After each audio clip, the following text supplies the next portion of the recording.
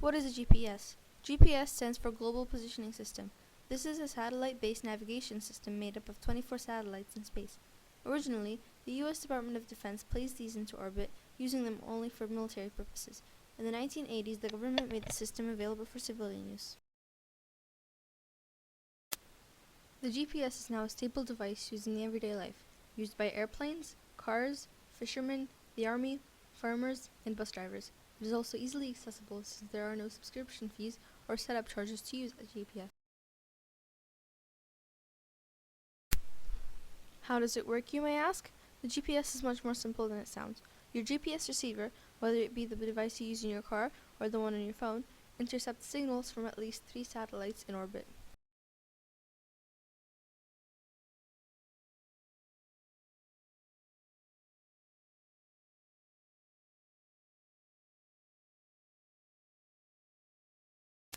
This process is called trilateration.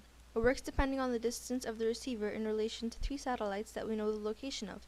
GPS is able to analyze high-frequency waves and low-power radio signals, allowing them to use the process of trilateration. The 3 satellites you received signals from all create an imaginary 2D circle, estimating your position using latitude and longitude. The 3 circles connect at 2 points. This is where the GPS should be located. From there, the GPS can track your displacement, tell you where to go, calculate speed, etc. The satellites are constantly streaming a radio signal that includes the position and the time of the GPS receiver. The receiver's job is to decide the data and subtract from its own time sent to the satellite. You can measure this using the following equation. 186,000 miles per hour equals x over calculated time. GPS is also widely used by farmers all around the world.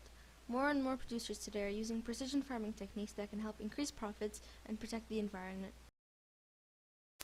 GPS can be used to locate weeds, insect or disease infestations, and monitor the spread.